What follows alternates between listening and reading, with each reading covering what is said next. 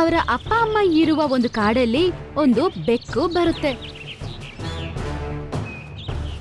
ಅದು ಆ ಕಾಡಲ್ಲಿರುವ ಒಂದೊಂದು ಪಕ್ಷಿಗಳನ್ನ ತಿಂದ್ಬಿಡ್ತಾ ಇತ್ತು.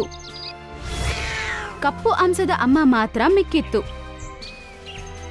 ಮತ್ತೆ ಆ ಕಾಡಲ್ಲಿರುವ ಬೇರೆ ಪಕ್ಷಿಗಳಿಗೆ ಈ ಮಾತು ತಿಳಿತು.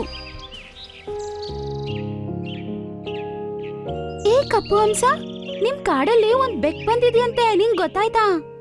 ಎಲ್ಲಾ ಪಕ್ಷಿಗಳನ್ನ ಕೊಂದು ತಿಂದ್ಬಿಟ್ಟಿದ್ಯಂತೆ. ಸ್ವಲ್ಪ ಪಕ್ಷಿಗಳು ಮಾತ್ರ ಮಿಕ್ಕಿದೆ. ನಿಜ ಹೇಳ್ತಾ ಇದೀಯಾ? ಇಂತಹ ಕಷ್ಟದ ಸಮಯದಲ್ಲಿ ನಾನು ನನ್ನ ಪರಿವಾರ ಜೊತೆ ಇರಬೇಕು.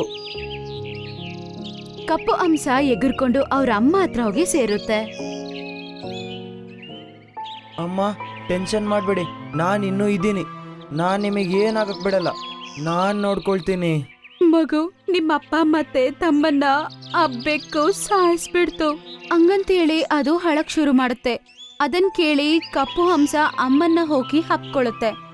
ಚಿಂತೆ ಮಾಡಬೇಡಿ ಅಮ್ಮ, ನಿಮ್ಮ ಮತ್ತೊಬ್ಬ ಮಗ ಇದಾನಲ್ವಾ, ನಾನು ನಿಮ್ಮನ್ನು ಕರ್ಕೊಂಡು ಹೋಗ್ತೀನಿ ನನ್ನ ಜೊತೆ. ನಾವೀ ಕಾಡನ್ನು ಬಿಟ್ಟು ಮತ್ತೊಂದು ಕಾಡಿಗೆ ಹೋಗೋಣ. ನಾನಲ್ಲಿ ನನ್ನ ಚಿಕ್ಕ ಮನೆ ಮಾಡಿದ್ದೀನಿ.